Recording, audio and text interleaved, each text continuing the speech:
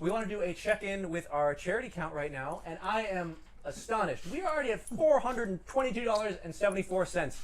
That is frankly amazing. That is surpassing my expectations. Really, really proud of you guys. Thank you so much for all your generosity. I have some specific people I want to mention here who have donated. Karma and Cookie Deer, thank you very much for your donations. I think Karma might know you, doesn't she? I mean, maybe. Yeah. I mean, I kind of am going to marry her yeah, at some point in time.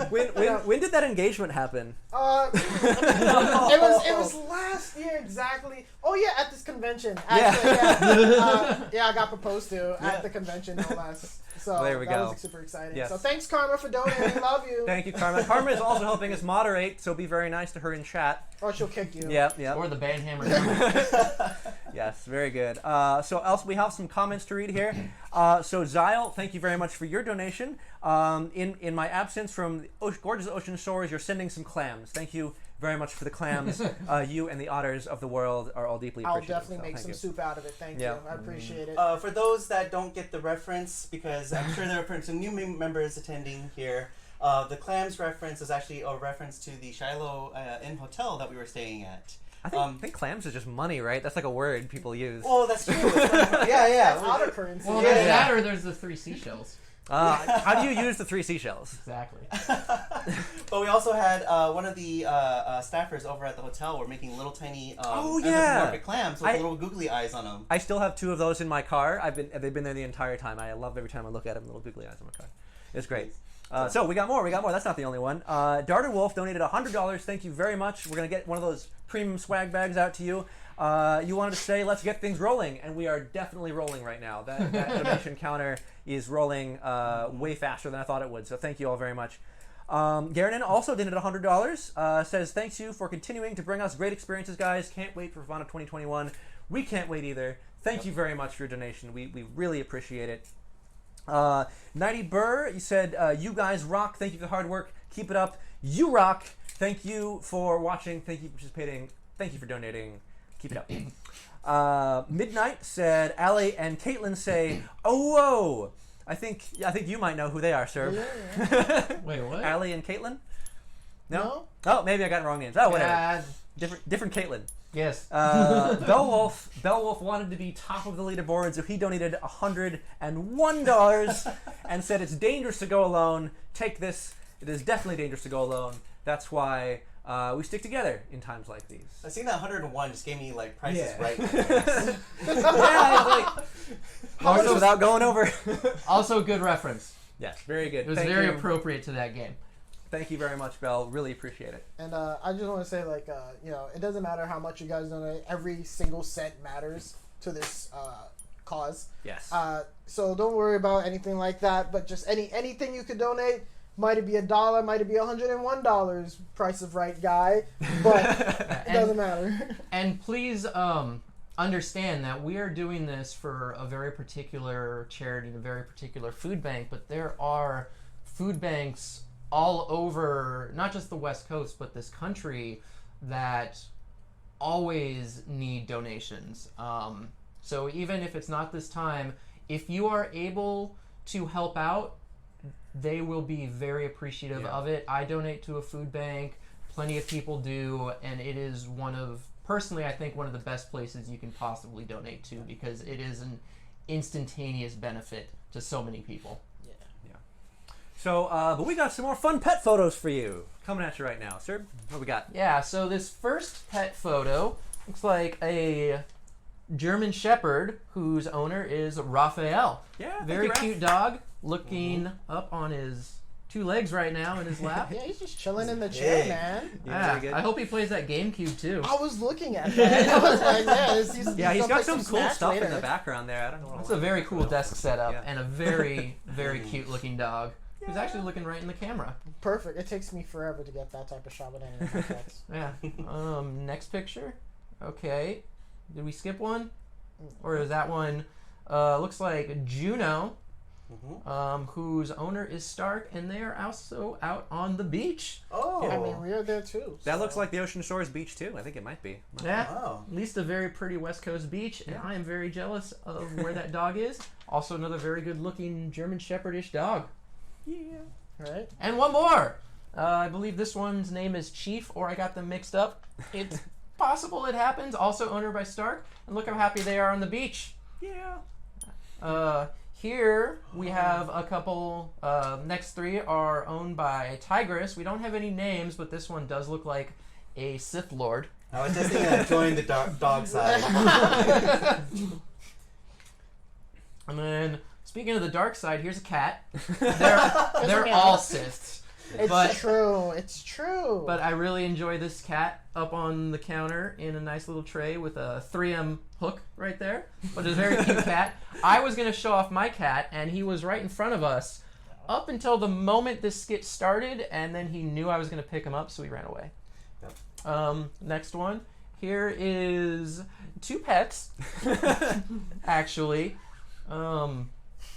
One very cute looking dog and one very cute looking baby. I don't have the baby's name. Yeah, we didn't catch that. We didn't catch the no. baby's name.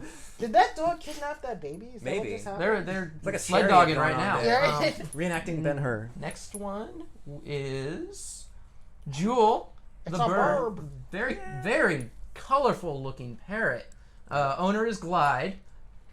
That is a very good perspective. I haven't actually seen those colors on a parrot before. It's beautiful. Very neat. Then the next one is Ninja and Sonia, more guinea pigs from Keith. These guinea pigs, I believe, I have also met, and they're good. Are you They're very good. Is there such a thing as a bad guinea pig? Oh yeah, Oh, okay. yeah. My sister Good has stuff. lots of guinea pigs, and they can be nice, but they can also be very, very not nice. Okay. All right. And if you're watching, I'm a dog person. you know which so, one it is. Oh, great. Yeah.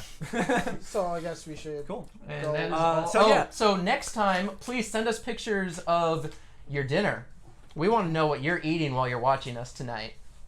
Yeah. What do you got? Use Don't the worry, it's not- hashtag. Use the hashtag FTTI20, and we'll see it, and we'll put your food up on the stream to make Yeah. everyone else hungry and jealous. Don't worry, it's not creepy. Yeah. Not creepy at all. But what do we got next? Next, we have a very special panelist. This is our 2021, would have been 2020, writer and editor, guest of honor, Madison Keller. Ian is awesome. Ian, not only does he run his own publishing company called Rainbow Dog Press, he's published over 8 different novels, including the Flowers Fang trilogy. I've got the first book. They got tons of stuff. This is Fluffpocalypse, which I think this is what he's going to be reading from tonight.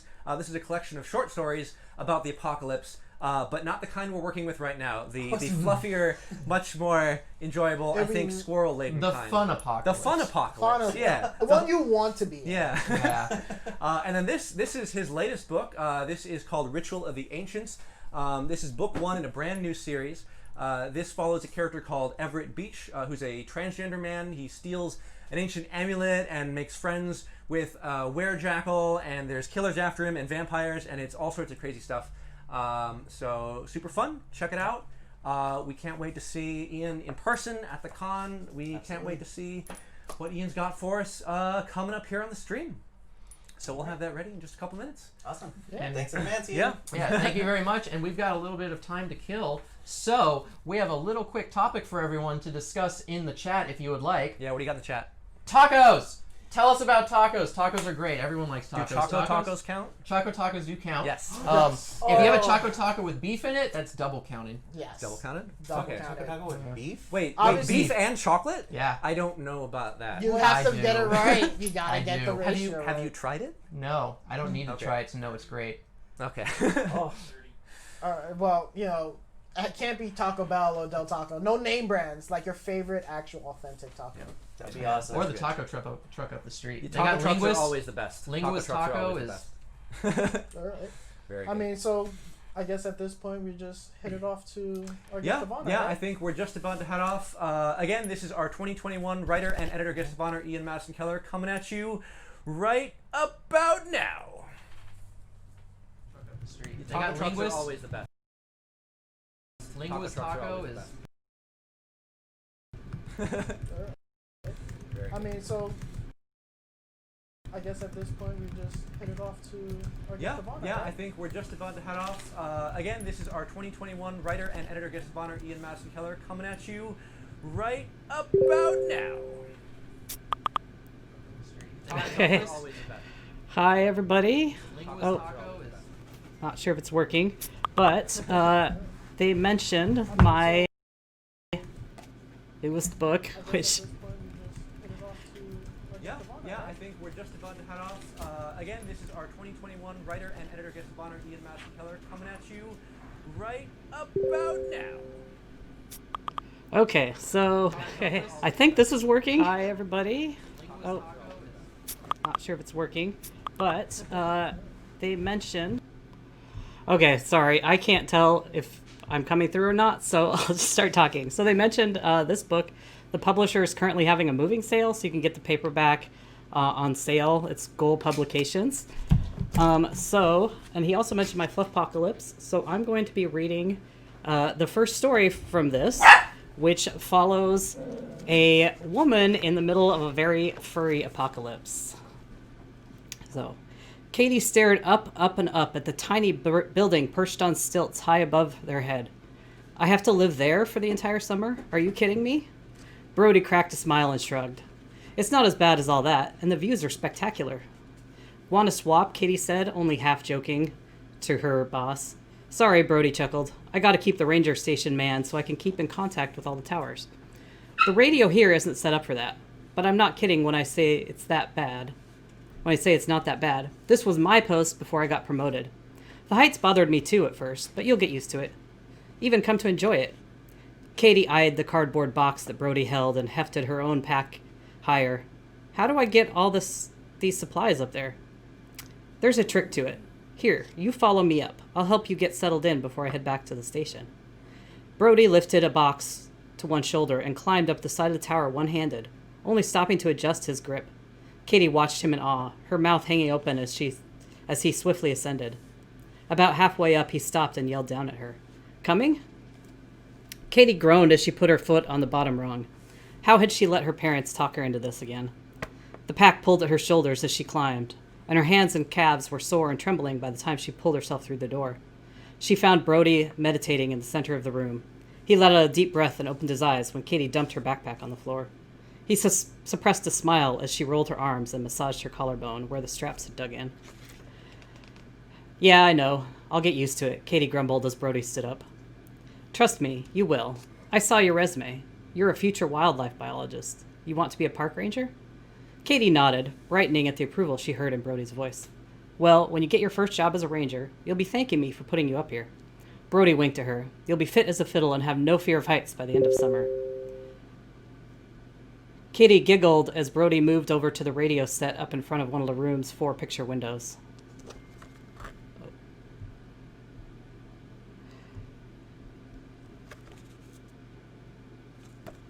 Oh, I am?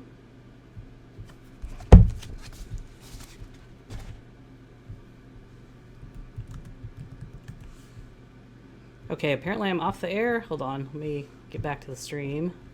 Oh my crap, my computer has gone crazies. Oh. Okay. Sorry. Little technical difficulties. Where was I? Okay. Katie giggled as Brody moved over to the radio set up in front of one of the room's 4 picture windows. Now here's how you use this bad boy. For the next 30 minutes, Brody ran her through the radio basics and then waited while Katie demonstrated each operation. Perfect. He pulled a tattered book out from between the tangle of wires. If you forget anything, you can look it up here. Don't forget to check in with me several times a day. Great. He set the book down and checked the sky, which had darkened into twilight while they talked. I need to be getting back to the station. I'll be back in 2 days with more supplies, unless I hear from you sooner. A concussive boom drowned out Katie's reply and sucked the air from her lungs. Bright light flooded the room as she staggered for balance. She and Brody rushed over to the window and looked up just as a second boom shook the tower. Light streaked across the sky high above them, a miniature sun moving across the heavens, leaving a trail of fire in its wake. Smaller lights branched off of it at each of several successive explosions. The light disappeared beyond the horizon in the north, the ringing in Katie's ears the only evidence of its passing. After Brody left, still gushing over the fireball, Katie tried to share the news with her friends. That was when she discovered that her phone didn't get a signal up here. At all. Not even a single measly bar, like she'd had back at Brody's ranger station. No matter, she still had all her games and apps, and she'd just sent out all her texts during her supply runs. That held her over for about a day until her phone got down to less than 10% battery life, and she discovered that the tower didn't have electricity. Her cries of anguish sent the crows flying away. She could get through this, Katie told herself as she paced. The walls of the tower seemed to be closer together with each circuit of the room. A future wildlife biologist would most likely work in conditions like these, but yet, after the third time she caught herself pulling out her dead phone, Katie decided she needed to walk to clear her head. The climb down was easier than the previous day. As she straightened her shirt and checked her shoelaces, she noticed a chipmunk climb out onto a branch next to her. Katie smiled at it and offered it a peanut from her bag of trail mix. "Here you go, little guy." Katie set the peanut down on the rock and left. While she fed the squirrels and pigeons from the park at home by hand, these were wild animals. When she returned from her hike an hour later, the chipmunk still sat on the branch, nibbling on the nut, clutched in its tiny paws. Its eyes tracked her as she walked by. Chipmunks in the park never did that, but perhaps wild animals had different behavior patterns. Back up in the lookout tower, Katie pulled out her textbooks. This, at least, was paper and didn't rely on a charger like her phone or Kindle. She'd brought them along to get a jump on the school year. Now she flipped open to the section on order rodentia. Chipmunks, she read, always stuffed food in their cheeks and consumed them later in a safe place, like their dens. Katie pulled out a notebook, jotted down the date, time, and a note on the aberrant behavior she'd witnessed, and then went to bed. Over the next few weeks, she added field notes to her little notebook, places where she observed species acting in ways that contradicted her textbook. At first, she thought she could use these notes to grill her teacher when classes started in the fall. But the more she saw, the more she wondered. How could everything in the book be wrong? By the end of the first month, her single chipmunk watcher had morphed into a considerable gathering.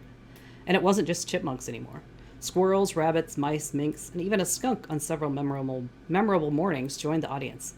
Lonely as she was, Katie came to consider them her friends, prattling on to them in one-sided monologues each time she entered or left the tower.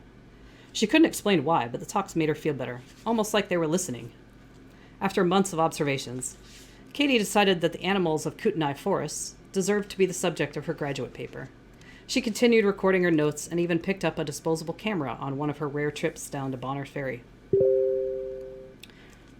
Her lookout tower job would be over at the end of August, just 2 short weeks away.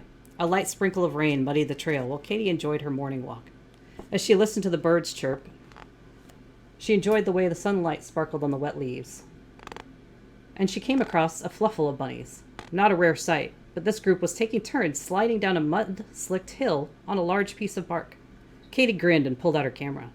Now Brody would have to believe her tales about the strange animals around the forest. No one, on seeing these pictures, would say this was natural bunny behavior. The camera made loud clicks as she cranked the dial between the pictures. But the rabbits either didn't care about her presence or were having too much fun on their improvised slide to want to leave. Katie moved in closer. Her cheap camera lacked a zoom, and the rabbits at play were just too cute. She stepped off the trail and crouched when something screamed underneath her foot. Katie jumped backwards, revealing a tiny rabbit, no bigger than her thigh. Its mud-caked fur had blended in with the ground, and she took a moment to see why it had screamed. The rabbit's back leg was embedded in Katie's boot print, its leg broken. The rabbit continued to scream and lifted a front paw, pointing at Katie. Since when did rabbits have fingers? A shuffling in front of her drew Katie's attention, and she lifted her eyes. The entire fluffle had stopped their play and were hopping her way, every single black eye fixed unblinkingly on her. "I'm sorry, it was an accident," Katie yelled, stuffing her camera in the pocket of her jeans and backing up. But then she wondered what she was doing running from rabbits. The biggest member of the fluffle lifted a paw. It held a long stick, taller than the big rabbit's tall ears, with a sharpened piece of rock tied to the end. It looked for all the world like a spear. Katie's mouth dropped open, and she stuttered something unintelligible, unable to pull words from the maelstrom of her thoughts. Had she lost her mind? She turned and ran, her boots sliding as she clawed her way back up the path. Gotta tell Brody, kept racing through her mind as she sprinted down the trail. Her ever-present fan club wasn't in its usual place in front, for which Katie thanked the gods. She wasn't sure if she could handle seeing any more small forest critters right now. She didn't even slow down as she approached the base of the tower. Instead, she jumped as she got close, saving herself a few feet of climbing. Katie climbed as fast as she dared, eyes fixed on the hole above her that led to her balcony. A furry squirrel head popped into view, staring down at her through the hole for a moment before disappearing again. Katie's heart beat faster, a bad feeling in the pit of her stomach. A piece of electronic equipment dropped through the hole. Katie stopped climbing to cover her head. The box hit her arm, leaving a nasty gash before bouncing away. Chittering, crashing sounds came from the hole above her. More debris tumbled down on her, but nothing else as big or as heavy as the electronic container. Katie climbed inside just in time to see hundreds of brown, fluffy tails disappearing over her balcony. Inside, shards of glass littered the tower from the remains of the windows. Only a few torn wires and a smashed microphone remained of her radio. Blood dripped from her arm, and she grabbed a t-shirt off the mess on the floor, shaking broken glass out of it before pressing it against her wound. Almost all of her clothing seemed to be missing, along with her textbooks, her first aid kit, her dead cell phone, her Kindle, and even her backpack with her car keys. The bed was disassembled, the metal frame in pieces, and the screws strewn about. Her mattress was shedded beyond use as well. And, if the smell was any indication, urinated on. Her climb back down the tower was uneventful. A few crows circled her before flying off, but their eyes didn't show the malevolent intelligence that had marked the fluffle as something other. Probably just drawn by the blood on her arm. Probably. But Katie descended faster after seeing them. She sprinted down the trail towards her car and freedom. Done with this forest and done with this job. Through the trees, she twice spotted a flash of brown fur and once a pair of glowing eyes. But she made it to her car without further incidents. She was just having a nervous breakdown, and her mind playing tricks on her. Her heart rate slowed, and she calmed down. The whole thing seemed more and more far-fetched. She'd just been out here alone in the woods too long. Her Ford Ranger pickup truck was still where she left it, untouched and looking incongruous amongst the ferns and trees. More evidence the attack was all in her head. Let's see. I lost my place, sorry. Still, her hand shook as she felt around in the wheel well for her spare key. The magnetic box was right where her father had put it, after the third time she'd locked her keys in the car in high school. Moments later, Katie slid into the driver's seat, starting the car as she fastened her seatbelt. More evidence the attack. As she reached down to put the car into drive, a shadow approached from behind. She glanced up into the rearview mirror, and her heart froze. Still, her hand shook. A group of white-tailed deer and pronghorns poured out of the woods behind her. The magnetic box was right. Katie threw the truck into gear and stomped on the gas. The rear tires fishtailed on the leaves before she roared away. A bull moose jumped out of the trees, joining the deer and pronghorns in the chase. The moose, hooves pounding on the blacktop as it galloped alongside her speeding car, glared at Katie through the driver's side window. Its mouth moved, and Katie was glad the roar of the engine drowned out whatever sounds came out of it. Katie gripped the steering wheel tighter, her knuckles turning white as she floored it. The rear tires fishtailed on the leaves. A standard student leader truck, the engine screamed as the needle passed 50 on the speedometer. The trees flashed past, and she pulled away from the moose. The bull lunged to the side, antlers scoring the camper top with its feet, shattering the back window and jerking the car to the side. Katie struggled to keep the car pointed forward as they hurtled down the narrow road. Her knuckles turning white as she floored it. The rear tires fishtailed on the leaves. A standard student. Oh, sorry. I don't know why there's an echo. As the needle passed 50 on the speedometer. The trees flashed past, and she pulled away from that helps. The bull lunged to the side. The moose slowed to a trot and disappeared in the distance. Katie didn't dare slow down. The pronghorns and deer were coordinating for an attack, lining up to again ram the side of the car down the narrow road. On her speedometer, the needle edged over 55. I don't know why there's the whitetails fell back, barely able to stay even with the truck bed, and even the pronghorns were struggling. A burning smell wafted to Katie from the dash. The moose slowed to a trot and disappeared in the distance. The truck whipped around another tight corner. Katie would have sworn that two of her wheels left the ground, and then she had ran on the block. Doug, can you turn that fan off? On her speedometer, the needle edged over the saying over 50 echo. I don't know why there's the whitetails fell back, there's a ton of smoke, and we got even the pronghorns were struggling. A fan going. Burning smell. So that might be what you're hearing. Okay. The truck whipped around another tight corner. Katie would have sworn that two of her wheels. The rear view showed the animals trotting to a stop, gathered in the middle of the road. One stood up on its two legs and shook a front hoof at her as she flew around another corner. Katie shuddered and willed the car. Ton of smoke, and we got even the pronghorns were struggling. The turnoff to Brody's radio station was somewhere back behind her. Missed during her wild flight from the deer, yet she didn't dare turn around. Not with the herd back there waiting for her. Forward was the only option, even though she had no idea gathered in the middle of the road. One stood up on its two legs and shook her front. The paper map in her glove box wouldn't do much good until she spotted a landmark that would tell her where she was. Her car dinged helpfully, and Katie glanced at the ground. Low on gas. Perfect. Missed during her wild Katie grimaced. Lost. Chased by deranged wildlife. Not with the herd. And now almost out of gas in the middle of nowhere. Was the only option. 10 minutes later, Katie despaired of ever escaping these woods. So far, she hadn't passed a single sign to indicate where she might be. Not a single turnoff or any signs of a landmark that would tell her where. A house would at least have a phone. Her car dinged for her to call for help. The road curved, and as she came around it, ever-present trees fell away, revealing a grassy meadow. At the far end, just within an hour, she spotted a tall chain-link fence. Beyond that, almost hidden in the shadow of the trees, a house. A dirt road wound its way through the grass, parallel to it. Not a single turnoff or any signs of it. Katie chewed her lip. If she stayed on the blacktop, wait for her to call for help. There was a chance of missing the turnoff. Her only other option was driving through the meadow. Ever-present trees fell away. Her Ranger wasn't meant for off-road driving. At the far end, just within an hour, she spotted a tall chain-link fence. Beyond that, almost hidden in the shadow, the wind howling through her broken window and the dent in her camper top decided it for her. Not a single turnoff or any signs. Sorry, they're Katie chewed her lip. If she stayed on the blacktop, there was a chance of missing the turnoff. Her truck was already a total loss, and she'd have to abandon it anyway when she ran out of gas. Katie lifted her foot from the pedal and turned off the road, bouncing the truck down a small incline into the wind howling through her broken window and the dent in her camper top decided it for her. Not a single turnoff. All right. Hopefully that fixed the echo. Sorry. I've never streamed before, so this is new for me. Her truck was already a total loss. She'd have to abandon it anyway when she ran out. Suddenly, the truck shot free of the grass, just feet from the fence, onto the dirt road. Bouncing the truck. Katie stomped the brake and twisted the steering wheel.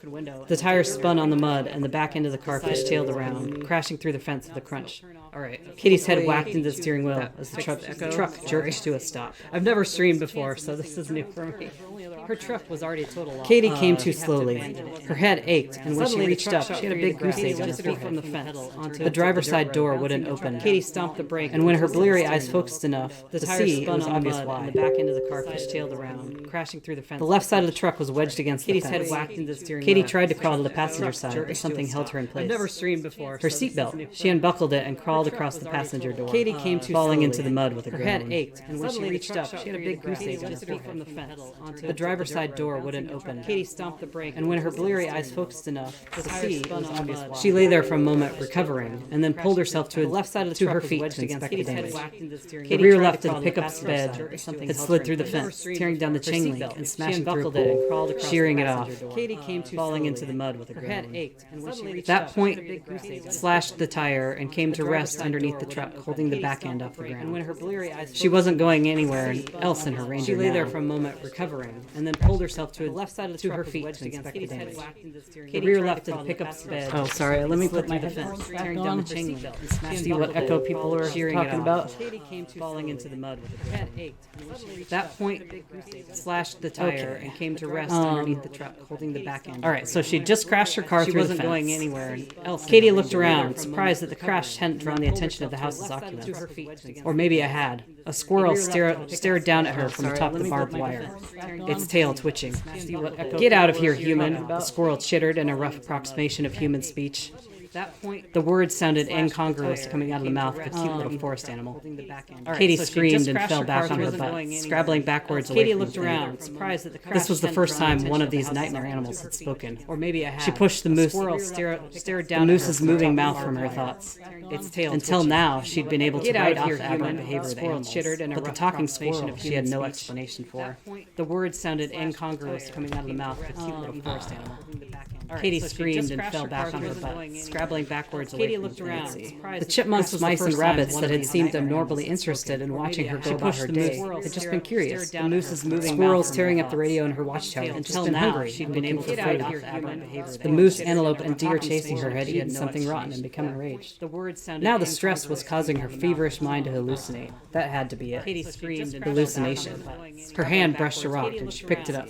The chipmunk chucking it with all her might at the crazy thing from her nightmare interested in watching her go about her day. I'd just been curious. The moose is moving. Leave me alone. I'm not crazy. I'm not. Still hungry. She'd been able to The squirrel danced away from her clumsy throat and scampered away down the fence, disappearing into the long grass headed towards the Now house. the stress was causing her fever. Katie jumped to her feet and chased it. That had to be. The house might have a telephone hallucination, or even a map Her and a hand car. brushed a rock, and She reached the driveway first and turned to run along it, easier than fumbling her way through the long grass, tripping on unseen obstacles. And now she had her first unobstructed view of the front of the house. The garage door sat open, and inside the setting sun gleamed off the shiny paint of a humongous four-wheel drive truck.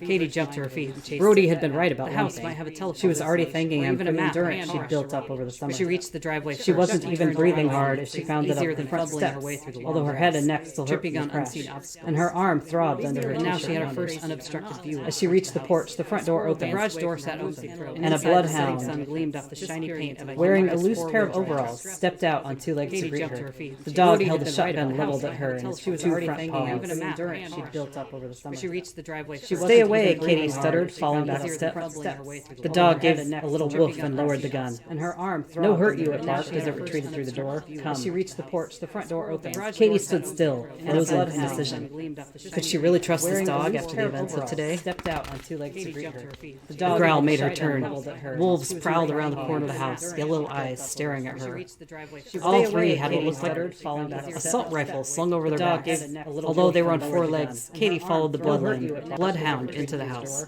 As she reached the porch, the front door opened. Katie stood as soon as she was through the door, the dog slammed shut behind her and threw the safety bolt. He turned to her, his big tail wagging behind him. Drool hung from one jowled cheek, and he licked it back as he propped the shotgun in the corner. staring at her. Katie backed down the hall, staring at him. "You hurt," he growled in a way that reminded her of Scooby-Doo. "I'm fine. Really, I just got lost and I crashed my car into the fence," Katie said. She figured she might as well roll with her hallucination and placate the talking dog. He turned to her, his big tail wagging behind him. Drool hung from one jowled cheek. "Not good." This voice came from behind her. Katie backed down. Katie spun and stifled a scream. A Rottweiler dog stood there on two legs, naked except for her black fur. She held a plate in one paw, raw bacon piled high on it. Katie stared at the plate, and the dog cocked her head, following her gaze. She held out the plate to Katie. "I share food with Master." "Star, we need to get Master out." "Not good. Remember old Master?" This voice came from behind. The hound dog squeezed past Katie in the narrow hallway and pushed the Rottweiler away into the kitchen. For lack of a better thing to do, Katie followed them. She held a plate in one paw, raw bacon piled high on it. Katie stared at the plate, and the dog cocked her head, following her gaze. She held out the plate to Katie. "I share food with Master." "Star, we need to get Master out." In the kitchen, all the cupboards were open. The dishes, pots, pans, and silverware spread about the floor. The fridge lay on the ground, and brown paw prints covered the shelves and tracked through the spilled condiments. "We need to get out of here. The wolves." Katie shuddered and hugged herself. She slunk down into a chair. "What's going on?" "I share food with Master." "Don't know. We try to help old masters, but Wolf and Fox come kill them. The dishes, Star and Tank alone. The bloodhound's ears drooped, if possible. The fridge lay on the ground, and he looked at her with his little brown eyes. Covered the shelves and tracked through the So that is a good place to stop. So this is from my novel Fluffpocalypse, which follows the adventures of Katie as she's trying to deal with where all these talking animals came from and what happened. If we don't get any questions, I can obviously read more, but I wanted to take the rest of this time to maybe answer some questions that you would have about reading or editing or anything to do with publishing that I could answer for you as she's trying to deal with where all these talking animals came from and what happened. And sorry about the echo issue. I don't know what it is. I don't have anything else going on in here, so I wanted to take the rest of this time to maybe answer some questions that you would have about reading or editing. Somebody said it might be to do with publishing that I could answer for Katie as she's trying to deal with where are all these talking animals? Did I have something else going? And sorry about the echo issue. I don't know what it is. I don't have anything else going on in here, so I wanted to take the rest of this time to maybe sorry, we didn't have these issues when we tested, so I don't know you would have about reading or what's going on with it now. Anything to do with publishing follows I could answer for Katie as she's trying to deal with. Okay, let's see if that fixed it. And again, I'm sorry about the technical issues. I have not ever done this before. So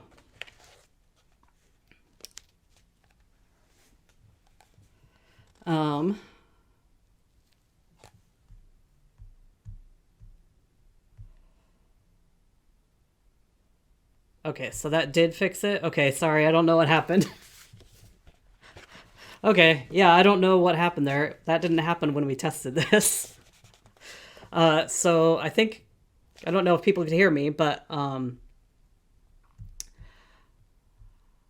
I can answer any questions you have about anything to do with reading or writing or publishing.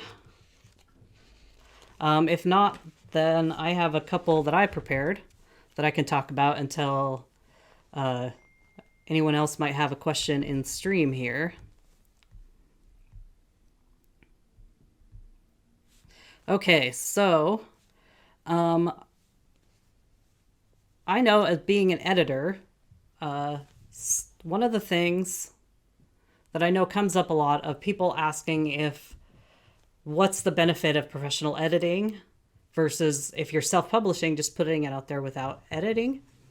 So we have a question about self-publishing.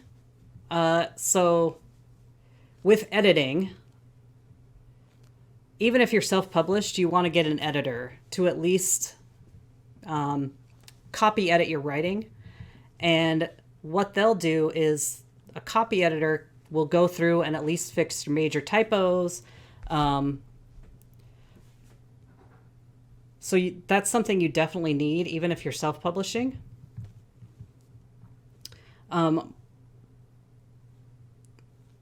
And I don't know, the person who had the question about self-publishing, what your question is specifically, but I can talk about that a little bit.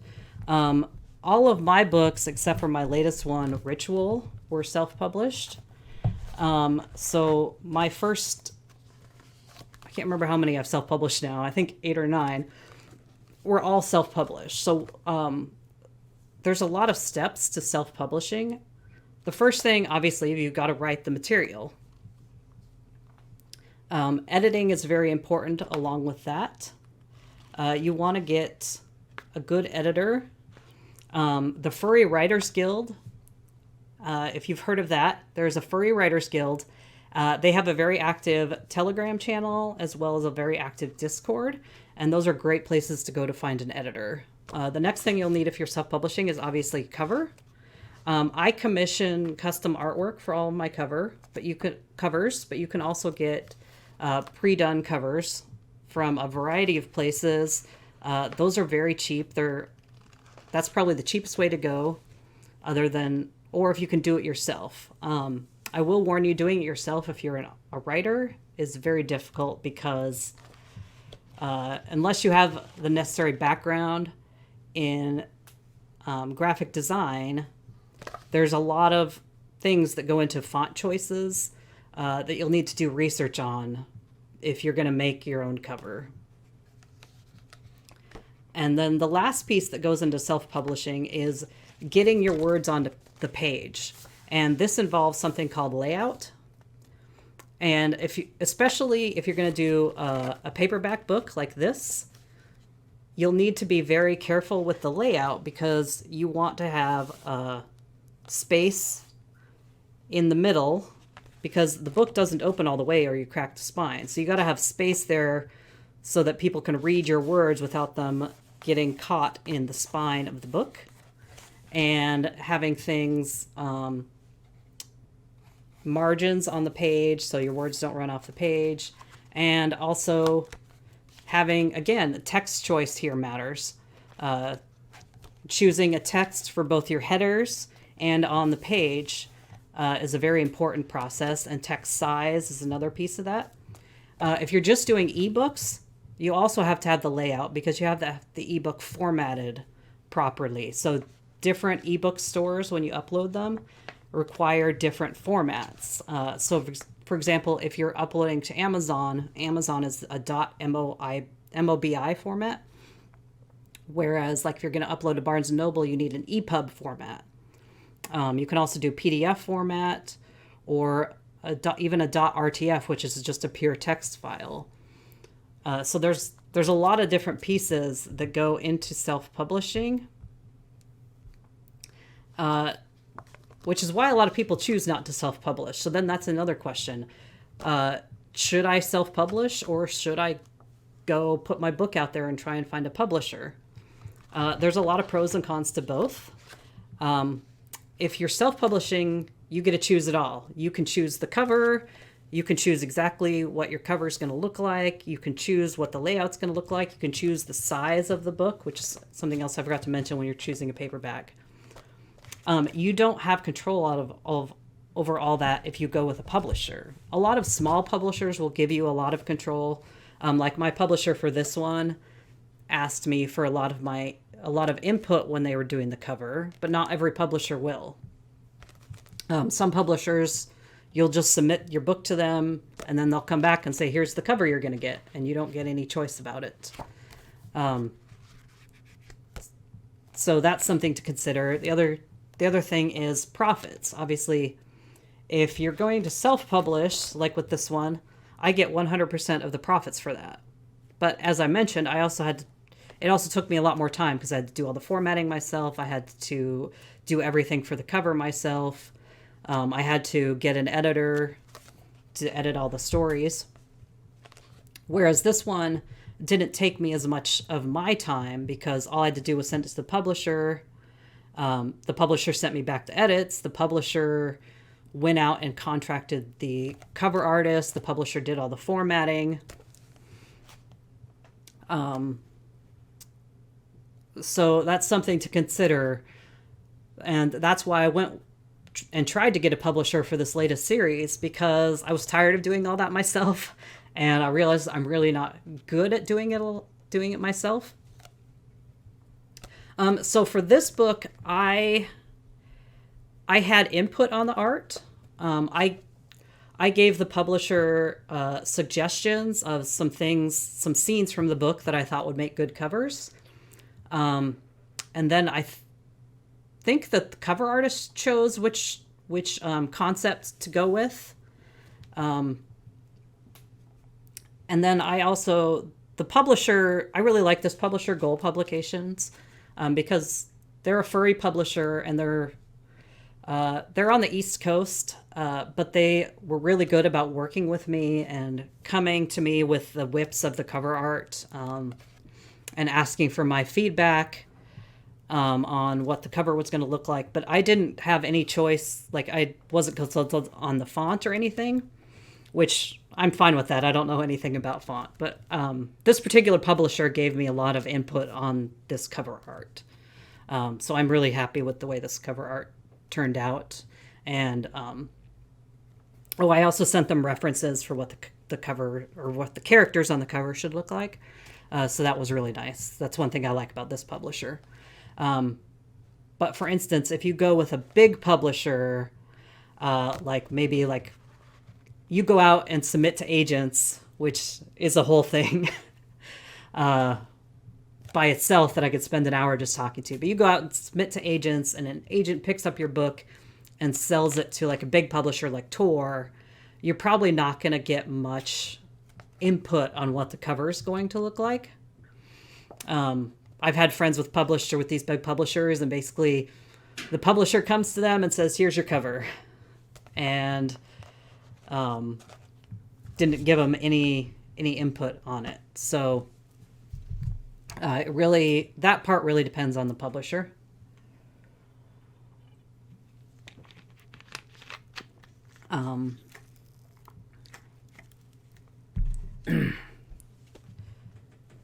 So I haven't seen any other questions come up in stream. But the other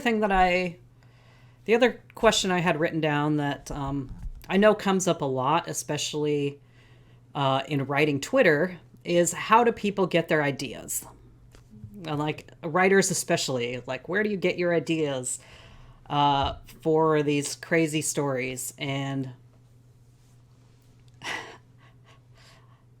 it's really hard to say. Like a lot of times I won't have an idea and I'll have to sit down and brainstorm. For example, a a publisher puts out a call for stories about a particular subject matter. So for this last anthology that I submitted to, which was Soar by Gold Publications, the theme was fairy tales. So, which is a really broad theme. So for that particular one, I sat down and kind of thought to myself, what are my favorite fairy tales? And I pulled out some of my favorite fairy tale books and flipped through them and wrote down some of the ones that I remembered were my favorite. And then I sat down with those and said, and a lot of times with writing, this is what you want to do. Which one of these calls to me more? For writing, especially, you want to write things that interest you. A lot of times readers can tell if you are writing things that don't interest you. And the other good thing about writing what interests you is you'll be really excited to sit down and write, which motivation is another big thing for writers, because writing is a very solitary thing. You're sitting in a room by yourself for hours, basically hallucinating onto the page. And so you need to be excited to motivate yourself to sit down and do that every day. And you don't have to write every day, but you still need that motivation to sit down and write. And being excited about an idea can help with that immensely. So I see somebody posted a question, have I ever dreamt a story or scenario that ended up in a book? I have not. I do not really remember my dreams. More what happens with me is I'll get like a weird idea, like something that I hear throughout the day will spark my imagination, and I use Google Keep, and I'll jot that idea down in Google Keep. And then when I'm looking for ideas to write a story, I'll go look at those things that I've jotted down in my list that I keep and say, do any of these catch my attention, to interest me, that I want to write about? Or do any of these kind of fit the theme if I'm trying to write for a themed anthology? The other places I've gotten my ideas is once I made a silly Twitter post. 'Cause my dog was on the back of the couch and I didn't know he was there, and he suddenly jumped in my lap. And I have chihuahuas, so I was just so shocked by this, a chihuahua suddenly appearing in my lap, that I made this tweet that was, the whole tweet was, suddenly chihuahuas. And somebody responded that would make a good story. And I was like, huh, it would. And so I sat down and I wrote that story. And so I see there's another question here. So writers don't generally use pages because the number of words on a page really depends on the formatting. So as you can see, for instance, from my book From Goal, this text is very small with very few spaces in between. Whereas when I formatted this one, I wanted to make it a little easier to read, so I've got bigger text. So don't really go by page count.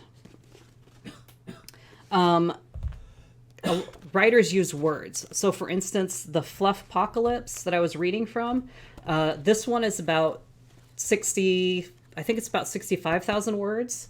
And this story, The Ritual of the Ancients, is about the same length, 65,000 words.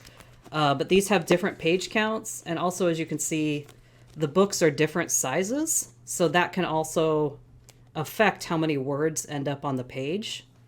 And so page count isn't really a comparable number. So the page count of these, this one's 180 pages. And this one's 162. So it really just varies a lot depending on the text. So most writers talk about things in terms of the number of words. So, and I think we're getting close to the end of our time. Did anyone have any other questions? I do have one more thing written down that I see pop up a lot that I could talk about, or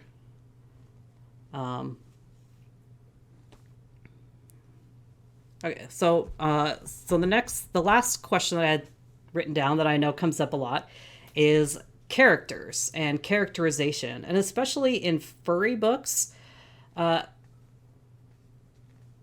like your character species matters a lot, and I know that comes up a lot.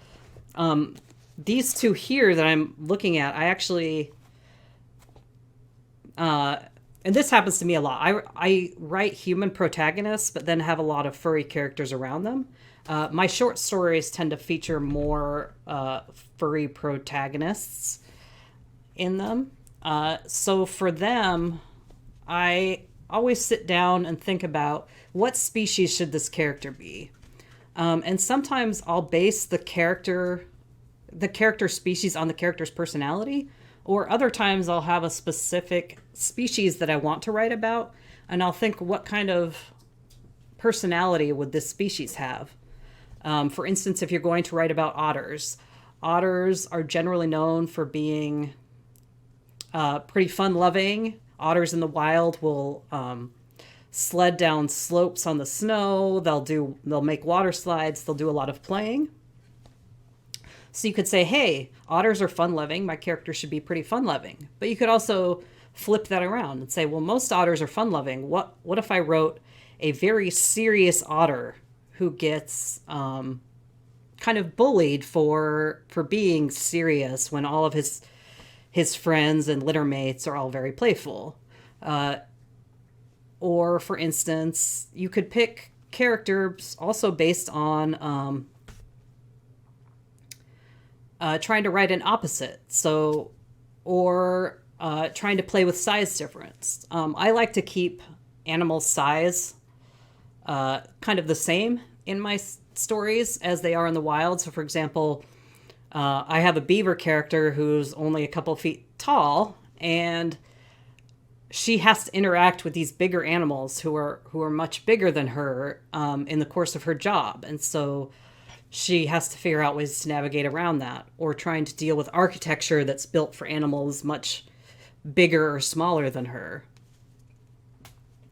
And so characterization is always a really good place to start writing your stories, of figuring out your character, because it's a lot of times, I won't say always, because you can never say always in writing, but a lot of times you want your character to drive your plot. And you can only do that if you really know your character. So definitely sit down, and even before you start writing, write up your character, your characterization of your character. There's all sorts of things on the internet you can get, like answer all these questions about your character. You don't have to get that detailed, but at least know the basics about them. And sit down and write up just a one-page character sheet or a one-paragraph characterization on each of your major characters, and refer back to that whenever you get stuck in a story. So maybe you get stuck in the plot. Say, I don't know what my characters are going to do next.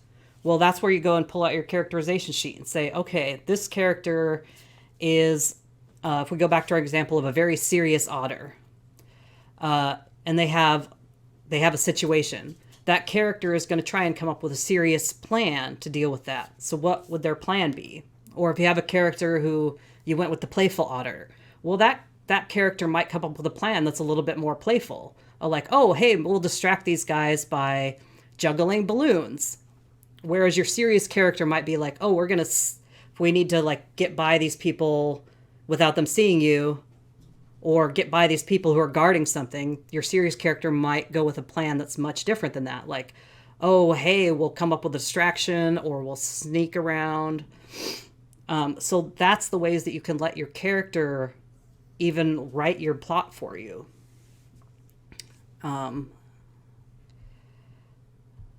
So let me see how much time I have left. So we'll use that to segue into plot, since I don't see any other questions up yet. So there's a lot of different kinds of writers. Some writers write with a really detailed outline and stick right with that outline, and other characters write by the seat of their pants.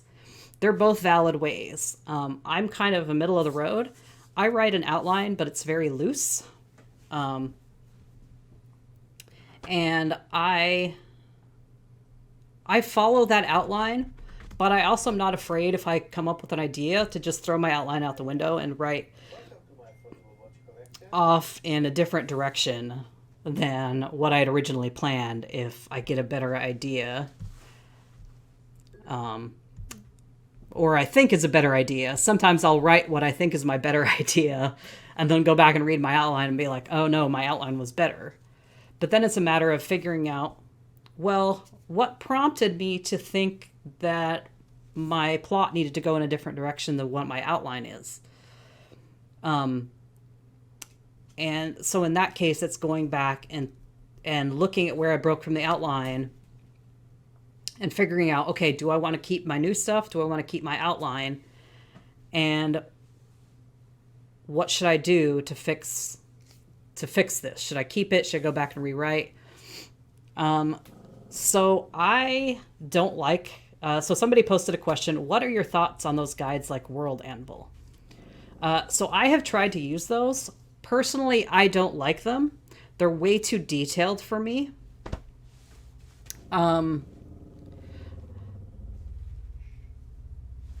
I kind of like more, I only come up with details of my world that directly affect the plot. Whereas those World Anvil guides, you have to put in so much more that I kind of get lost. And I don't end up using most of what I spent a lot of time putting into those guides anyway.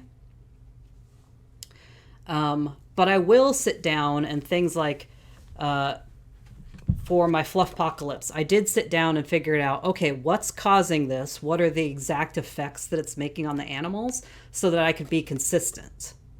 And if I have something new, like sometimes I mentioned I go off outline. So if I have something new come up that's a new power that didn't show up in my outline that I've already written out, like, oh, here's how this power works, or here's how this animal works, or here's how this bit of my world works, I will stop writing and go back to my world guide, which is usually just a couple of pages of notebook paper, and write out how this new power will work. And I'll figure out how it works before I go on. Because the one thing when you're writing a book is you just want to be consistent. So if one of those guides like World Anvil helps you to be consistent, then I say go for it. But I found I just spent way too much time writing a lot of things and spending a lot of time writing things in my world that never came up.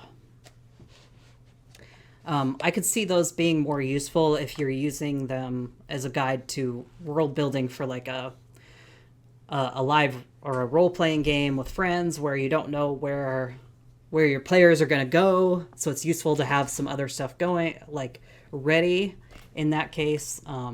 But for writing, I don't find them very useful. But as I said, do what works for you. If you're finding that World Anvil guide is helpful, then go for it. But if you're finding you're spending more time filling out your world Bible than you are writing, then maybe step back and figure out, maybe you're putting too much in there. Maybe you have enough, and stop and don't add any more unless something else comes up in writing that you haven't covered yet. Because the one thing you want to be careful with stuff like that is make sure that it's not hindering your writing. Okay, so somebody else posted a question. Do you recommend new writers use guides or encourage loose ideas? Honestly, it's whatever works best for you. So I know my first book, which Fritzy mentioned before my stream, Flower's Fang, I wrote that totally off the cuff. I had no outline, nothing. I just sat down and wrote it. But then I had to go back and edit it. And probably 90% of that book got rewritten in edits. Whereas other books, the first series that I tried to write, which was my Dragon's Bane series, for those books, there's 4 in that series. Each one of those, I had a very detailed outline that I followed to the T. But I found that I spent a lot of time writing that outline, but it helped me at the end because those books needed very few edits.